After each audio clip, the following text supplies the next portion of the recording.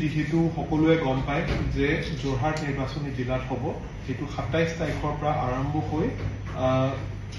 Scrutiny 28 মাৰ্চত হ'ব আৰু 30 মাৰ্চত আপোনাৰ উইথড্ৰলৰ লাষ্ট ডেটটো দিয়া হৈছে। আমাৰ ভোটিং 19 এপ্ৰিল 19 তাৰিখ আজিৰ পৰা প্ৰায় 32-33 দিনমান আছে। এই দিনত আমাৰ গোটেই নিৰ্বাচনী প্ৰক্ৰিয়াটো চলিব। যোৱাকালি 4টা মানৰ পাছত আমাৰ মডেল কোড অফ কণ্ডাক্টটো গোটেই অসমত আৰু ভাৰতবৰ্ষত লাগি গৈছে আৰু সেইমতে আমাৰ শিৱসাগৰ জিলাত আমি আগবাঢ়িম। কাউণ্টিং আমাৰ 4 জুনৰ তাৰিখতে হ'ব আৰু 6 জুনৰ আগে আগে গোটেই নিৰ্বাচনী প্ৰক্ৰিয়াটো শেষ কৰাৰ উদ্দেশ্য লৈ নিৰ্বাচনী আয়োগ আগবাঢ়িছে আৰু আমি সকলোৱে সেইমতে আগবাঢ়িবলৈ ৰেডি আছো। এই ক্ষেত্ৰতে আপোনালোকে যদি কিবা প্ৰশ্ন সুধিব খুজিছে আপোনালোকক আমি সুধিবলৈ দিম, কিন্তু তাৰ আগতে কেইটামান কথা আপোনালোকক অৱগত কৰাই দিম। আমাৰ বহুত ভালদৰে এবাৰ ছেক্টৰ অফিচাৰ, জোনেল অফিচাৰ আৰু বিশেষকৈ প্ৰিজাইডিং অফিচাৰ, পলিং অফিচাৰ সকলৰ ট্ৰেইনিং চলি আছে। ইতিমধ্যে আমাৰ Sivasagar girls college, commerce college আৰু জয়সাগৰ কলেজত এই ট্ৰেইনিংটো চলি আছে।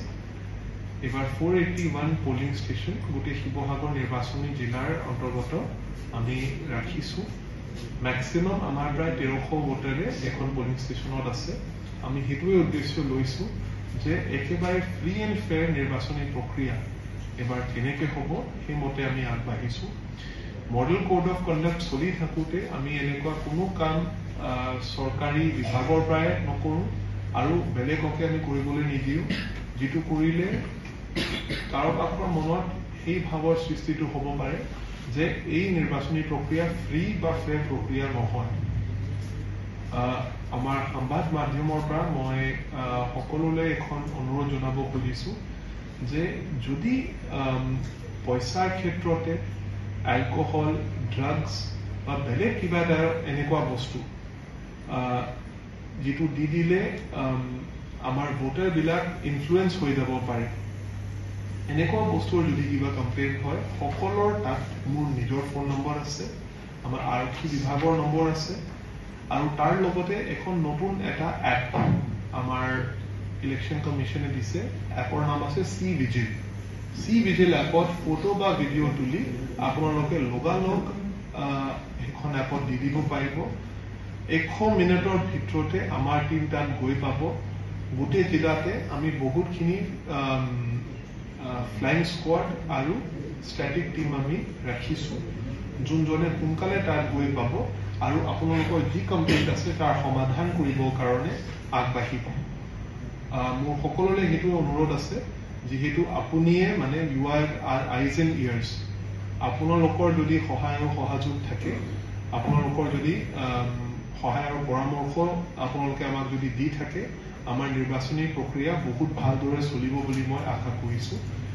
মোৰ সেইটোৱে আপোনালোকলৈ অনুৰোধ আছে আৰু আপোনালোকৰ যোগেদি আমাৰ শিৱসাগৰৰ শ্ৰদ্ধা ৰাইজক সেইটো অনুৰোধ আছে যে সকলোৱে আহি ভোট কৰিব। এবাৰ আমি মিনিমাম 85% ভোট আমি কৰিবলৈ এটা উদ্দেশ্য হাতত লৈছোঁ। গোটেই উজনি অসমত যদি বেলেগ আমি জিলাৰ লগত কম্পেয়াৰ কৰোঁ, শিৱসাগৰ জিলাৰ ভোটিং পাৰ্চেণ্টেজ ভালে, প্ৰায় 80% ভোট আমি প্ৰতিবাৰে আমি 19তে পাইছোঁ, 21তে পাইছোঁ। এবাৰ সেইটো উদ্দেশ্য লৈ আগবাঢ়িব লাগিব। কেনেকৈ আমি সেই ভোটিং পাৰ্চেণ্টেজটো আগবঢ়াম, কেনেকৈ, যিহেতু আমাৰ সমষ্টি পুনৰ নিৰ্ধাৰণে কেইমাহমান আগতে হৈছিল, কেইটামান পলিং ষ্টেচনৰ লোকেশ্যন চেঞ্জ হৈছে, কেইটামানৰ নাম চেঞ্জ হৈছে, সেই বস্তু আমাৰ ভোটাৰসকলক কেনেকৈ অৱগত কৰাব লাগিব, সকলোকক কেনেকৈ আমি সেই ভোটিঙৰ সুবিধাটো দি দিব পাৰিম যাতে বেছি দীঘলীয়া আমাৰ লাইন নহয়, সকলোৱে তাত মানে খোৱা পানীৰ পৰা আৰম্ভ কৰি বিভিন্ন ধৰণৰ সুবিধাটো পায় আৰু বিশেষকৈ আমাৰ বৃদ্ধ আৰু বিকলাংগ ভোটাৰ আৰু তাৰ লগতে আমাৰ মহিলা ভোটাৰক কেনেকৈ আমি প্ৰায়ৰিটি দি দিব পাৰোঁ আৰু তেওঁলোকে কেনেকৈ সোনকালে ভোটিঙৰ সুবিধাটো পায়। তাৰ লগতে পোষ্টেল বেলেট আৰু ETTDS ব্যৱস্থাটো আমি হাতত লৈছোঁ, যাতে আমাৰ বিশেষকৈ বিকলাংগ ভোটাৰ ঘৰৰ পৰাই সেই ভোটিঙৰ সুবিধাটো পাই যাব পাৰে। এবাৰ আপোনালোকক SSR শেষতে আমি অৱগত কৰাইছিলোঁ আমাৰ ভোটাৰ তালিকাৰ শুদ্ধিকৰণৰ ক্ষেত্ৰতে আমি বহুতখিনি কাম এবাৰ লৈছোঁ। যোৱা 1 বছৰৰ ভিতৰতে যিমান নাম আমি এড কৰিছোঁ এইটো যোৱা 2 বছৰ যিমান হৈছে মানে যোৱা 2 বছৰ যিমান হৈছে যোৱা 1 মানে আপোনাৰ 2021 আৰু 22 চনতে যিমান ভোটাৰ এড হৈছে তাতকে বেছি ভোটাৰ আমি 1 বছৰৰ ভিতৰতে এড কৰি দিছোঁ। আৰু একে কথা আমাৰ কৰ্তনৰ ক্ষেত্ৰতে যিকোনো আমাৰ ভোটাৰ ঢুকাই গৈছে আৰু আমি অৱগত হোৱা নাছিল আৰু তাৰ লগতে যিকোনো ভোটাৰ ইয়াৰ পৰা মানে বেয়া পাতি বা বেলেগ কিবা কাৰণত শিৱসাগৰ জিলাৰ পৰা উঠি গৈছে তেওঁলোকৰ নামৰ কৰ্তনে কৰা হৈছে আৰু সেই বস্তু আমাৰ গোটেই নিৰ্বাচনী দলক অৱগত কৰি কৰা হৈছে। মই আশা কৰিছোঁ যে এবাৰ বহুত ভালদৰে আমাৰ ভোটিঙৰ প্ৰক্ৰিয়াটো আগবাঢ়িব আৰু আপোনালোকৰ সহায় আৰু সহযোগত শিৱসাগৰ নিৰ্বাচনী জিলাতে একেবাৰে ভাল ভোটিং পাৰ্চেণ্টেজ লৈ আমি ফ্ৰী এণ্ড ফেয়াৰ ইলেকশ্যন কৰাবৰ কাৰণে সক্ষম হ'ম। এই সময়তে মই আপোনালোকৰ পৰা জানিব খুজিম আৰু যে আপোনালোকৰ কি পৰামৰ্শ আছে, আপোনালোকৰ কি প্ৰশ্ন আছে, আপোনালোকৰ কি সন্দেহ আছে আৰু কেনেকে আমি সেই প্ৰক্ৰিয়াটো আৰু ভালদৰে পাতিব পাৰিম আপোনালোকৰ পৰামৰ্শ ল'বৰ কাৰণে আপোনালোকক অনুৰোধ জনাইছোঁ। যি আমাৰ ইলেকশ্যন কমিশ্যনৰ পৰা কোৱা হৈছে আৰু আগতে যি আমাৰ অনুভৱ আছে প্ৰায়খিনি সমস্যা আপোনাৰ মক পোল যিটো কৰা হয় ইলেকশ্যনৰ আগতে সেই মক পোলৰ হয়তো আগতে হ'ব পাৰে যেতিয়া মেচিনটো অন কৰা হয়। মই আপোনাক মানে গোটেই প্ৰক্ৰিয়াটো এবাৰ বুজাই দিম। আমাৰ FLC বুলি কয় ফাৰ্ষ্ট লেভেল চেকিং। বাহিৰৰ পৰা আমাৰ মানুহ আহে চেক কৰিবৰ কাৰণে যে কিমান EVM চলি আছে, কিমান EVM আমাৰ চলা নাই, EVM কিমান ভালদৰে চলিছে, এই গোটেই ব্যৱস্থাটো চেক কৰা হয় আমাৰ পলিটিকেল পাৰ্টিৰ উপস্থিতিতে। সেইটো কৰাৰ পাছত ফাইনেলি যিমান EVM আমাৰ ভাল ওলায় মানে 3টা এনেকুৱা প্ৰক্ৰিয়া হয়, এটা প্ৰক্ৰিয়া হৈ গৈছে আৰু 2টা প্ৰক্ৰিয়া এনেকুৱা হ'বলৈ বাকী আছে যিটো অহা 30 দিনৰ ভিতৰত হ'ব। তাৰপিছত সেই EVM বিলাক ৰেণ্ডমাইজ হৈ যায় যাতে এনেকুৱা নহয় যে কোনোবা আগতে মানে সেইটো ভাবিব পাৰে যে প্লেনিং হৈছে যে আমুক জেগাতে আমি এই EVM পঠাম বা সেই EVM পঠাম। সেই গোটেইখিনি 3বাৰে EVM ৰেণ্ডমাইজ হয় আৰু যোনখিনি আমাৰ নিৰ্বাচনী বিষয়া যাব প্ৰিজাইডিং অফিচাৰ, পলিং অফিচাৰ, তেওঁলোকৰে বাৰে বাৰে সমষ্টি লেভেলতে চেক্টৰ লেভেলতে বাৰে বাৰে ৰেণ্ডমাইজ কৰা হয় যাতে কোনো গম নাপায় যে কোন মানুহ ক'ত যাব। লাষ্ট ৰেণ্ডমাইজেশ্যন এদিন 2 দিন আগতে হয় নিৰ্বাচনী প্ৰক্ৰিয়াৰ। তাৰপিছত কোনটো EVM কোনটো পলিং ষ্টেচনত যাব সেইটোৱে ৰেণ্ডমাইজেশ্যন শেষতে হয়। সেইটো হৈ যোৱাৰ পাছতে EVM যেতিয়া যায় ৰাতিপুৱা যেতিয়া অন কৰে মানুহ তেতিয়া হয়তো তথাপিও কেইটামান EVM মানে মোষ্টলি 4-5% EVMত কিবা এটা প্ৰব্লেম পোৱা যায় বা যেতিয়া মক পোলটো আৰম্ভ কৰে কেইটামান বিভিন্ন ধৰণৰ মানে সেইটো আমাৰ নিশ্চয় সবে মানে ইয়াৰ নিৰ্বাচন আমাৰ যিকেইটা আমাৰ পলিটিকেল পাৰ্টি আছে তাৰ প্ৰতিনিধি জানিবই যে আমাৰ পলিং এজেণ্টৰ উপস্থিতিতে মক পোল এটা কৰা হয়। মক পোলৰ উদ্দেশ্য সেইটোৱে আছে যিটো আপোনাৰ ছেকেণ্ড প্ৰশ্ন আছিল যে যদি মই এজনৰ নামত মই ভোট দিছোঁ সেই একেজনৰ নামতে ওলাইছে বা বেলেগজনৰ নামত ওলাইছে সেইটো সব পলিং এজেণ্টৰ উপস্থিতিতে কৰা হয়। যদি তাত যি সম্ভাৱনাৰ উল্লেখ আপুনি কৰিছে এনেকুৱা যদি হয় বা কিবা কাৰণতে আপোনাৰ VVPAT যিটো voter verifiable paper audit trail বুলি কয় সেইখন বেলেট ইউনিট বা বেলেট ইউনিট য'ত আমি মানে প্ৰেছ কৰোঁ বা কণ্ট্ৰল ইউনিট 3টাৰ মাজত যদি কিবা এটা বেয়া হৈ যায়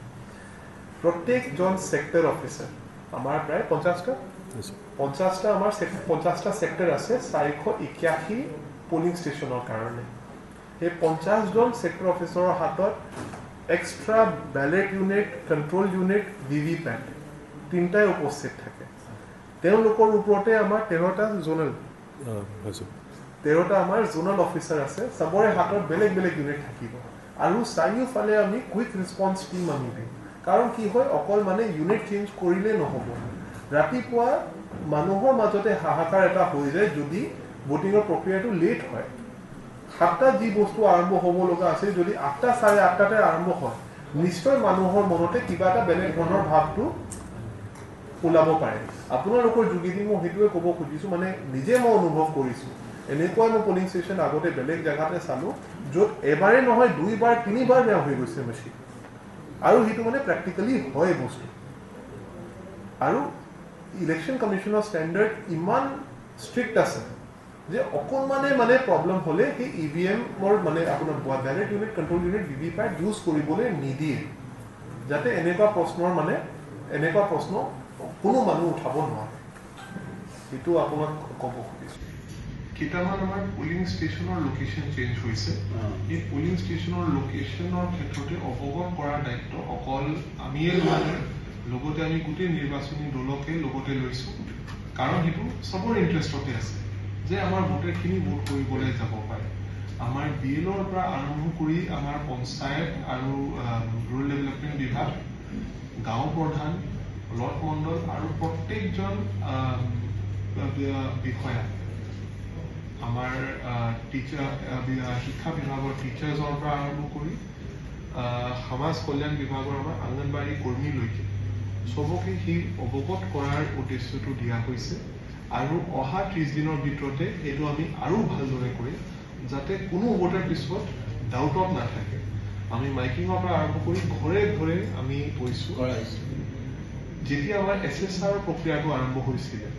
SSR প্ৰক্ৰিয়াত আমাৰ উদ্দেশ্য আছিল সেইটো চাবলৈ যে কোন ভোটাৰ নতুনকৈ মানে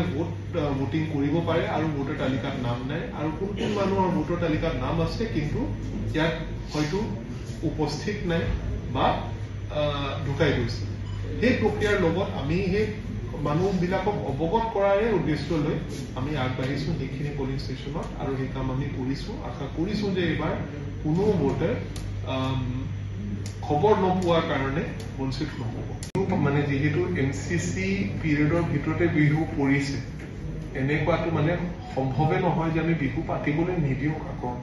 বিহুটো মানুহ পাতিবই লাগিব আৰু প্ৰশাসনৰ সহায় আৰু সহযোগতে পাতিব লাগিব মই এইটোৱে আহ্বান আপোনালোকৰ যোগেদি জনাব খুজিছোঁ যে যোনখিনি আমাৰ বিহু সমিতি বিহু পাতিবলৈ লৈছে তেওঁলোকে যাতে সোনকালে পাৰ্মিশ্যনৰ কাৰণে এপ্লাই কৰি লয় এবাৰ অনলাইন পাৰ্মিশ্যন চিষ্টেম এটা বনোৱা হৈছিলে ইলেকশ্যন কমিশ্যনৰ পৰা এনক'ৰ পৰ্টেল বুলি কয় এই এনক'ৰ পৰ্টেলৰ লিংক আপোনালোকৰ সুবিধাৰ কাৰণে আমি দি দিম আৰু আমাৰ যিকোনো আমাৰ এক্সিষ্টিং বিহু সমিতি আছে প্ৰায় 150 মান আমাৰ সমিতি আছে এই সমিতিৰ লিষ্টখনে আমি চবকে আমি অৱগত কৰাই দিম যাতে বিহুৰ মিনিমাম 15 দিন আগতে তেখেতসকলে এপ্লাই কৰাৰ সুবিধাটো পায় আৰু সেই পাৰ্মিশ্যন আমি দি দিব পাৰিম যাতে কোনো বাধাৰ সৃষ্টিটো নহয় 36 নে কিমান আছে যিটো আমি যুক্ত কৰি দিছোঁ তাৰ লগতে এটা আপোনালোকক কথাটো কওঁ যেহেতু আগতে কেইজনমান আমাক কৈছিলে যে ইয়াত মানে ড্ৰাগছ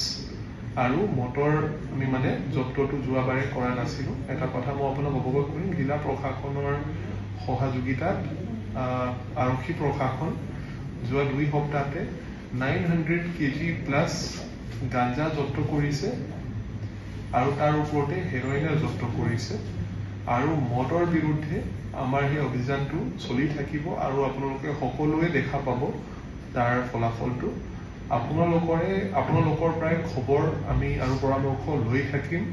আৰু পাই থাকিম এইটো আশা মই কৰিছোঁ এইবাৰ যিকোনো বস্তু মানে ফ্ৰী এণ্ড ফেয়াৰ ইলেকশ্যনত মানে বাধা দিব পাৰে তাৰ বিৰুদ্ধে বহুত ষ্ট্ৰিক্টলি একশ্যনটো লোৱা হ'ব নিউজ 12 অসম নৰ্থ ইষ্ট যাত্ৰা আমাৰ অবিৰত সংকল্প অপ্ৰতিৰোধ্য